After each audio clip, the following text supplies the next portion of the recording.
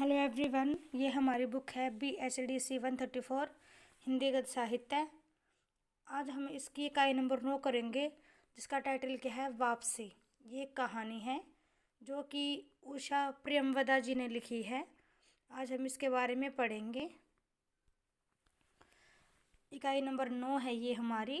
इसका नाम क्या है, वापसी, और जिसको उषा प्रेमवदा जी ने लिखा है। आज हम इसका वाचन करेंगे या इसकी कहानी का सार जानेंगे।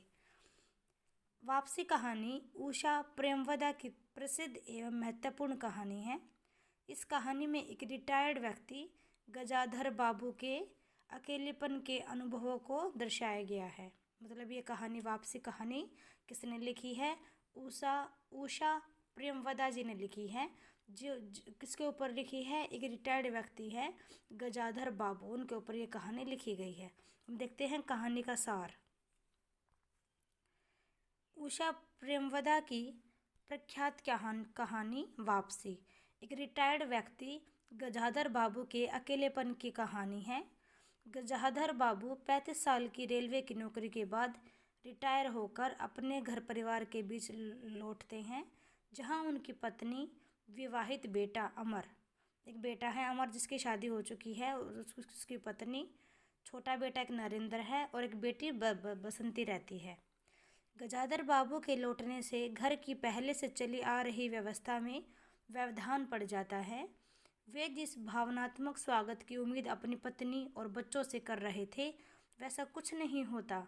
इसके विपरीत सभी को ऐसा महसूस होता है कि गजाधर बाबू के आने से उनकी निजी जिंदगी में हस्तक्षेप हो रहा है। पिता होने के नाते वे पत्नी और बच्चों से जिस ममता की आशा कर रहे थे, वह तो नहीं मिला। इसके विपरीत उन्हें महसूस होता है कि उस घर में तो उनके लिए कोई जगह ही नहीं है। देख रहे हो कैसे एक रिटायर्ड, मतलब ये एक रेलवे में कर्मचारी थे गजाधर बाबू जी। इनकी रिटायरमेंट हो जाती है, उसके बाद ये अपने घर आते हैं। ये सोचते हैं कि मतलब हमें को बहुत अच्छा स्वागत मिलेगा, सब मेरी भावना को समझेंगे, पर बिल्कुल इसके अपोजिट हो जाता है। इनको ऐसा महसूस होने लग जाता है कि मतलब मेरी वजह से इनकी पूरी, मतलब जो सिस्टम था, जो रूटीन थी, वो चेंज हो गई है, और इसी वजह से इनके साथ कोई भी अच्छे से बिहेव नहीं करता था। आगे देखते हैं। पहले उनकी चारपाई बैठक में लगाई जाती है, बाद में बहू के ऐतराज करने पर उनसे पूछे बिना एक कोठरी में डाल दी जाती है। पत्नी शिकायत करती है कि घर के कामकाज में न बेटी मदद करती थी और न ही बहू, लेकिन जब बेटी और बहू को खाना बनाने की जिम्मेदारी सौंपी जाती है तो इसे कोई पसंद नहीं करता। मतलब दोनों मना कर देती हैं, लड़की और बहू दोनों। घर खर्च को सीमित करने के लिए जब वे नौकर को छुट्टी दे देते हैं, तो इसे उनकी दखलंदाजी समझा जाता है। क्योंकि अब वो रिटायर हो गए हैं, तो मतलब सैलरी भी कम मिलेगी, तो इस वजह से उन्होंने सोचा कि चलो नौकर को मतलब हटा देते हैं, घर वाले काम कर लेंगे। तो इस चीज़ को भी उनके क्या समझा गया, दखलंदाजी समझा गया। अपने परिवार के रूखे व्यवहार से उनको गहरा आघात लगता है। सबसे बड़े दुख की बात उनके लिए यह रहती है कि उनकी पत्नी भी उनको समझने के लिए तैयार नहीं थी।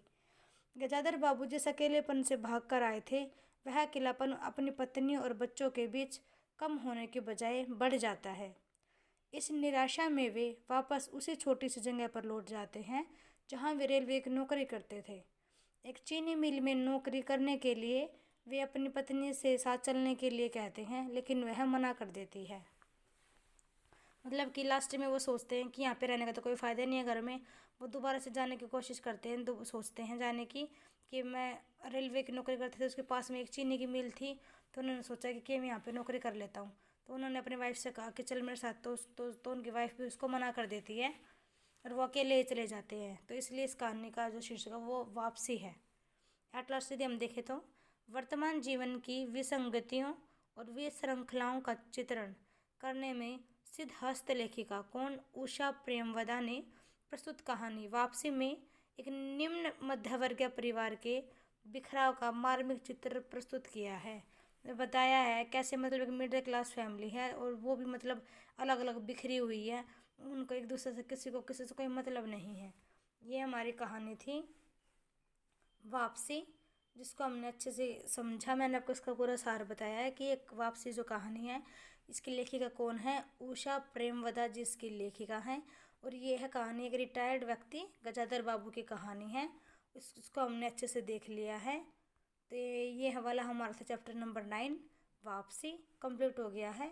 Thank you everyone.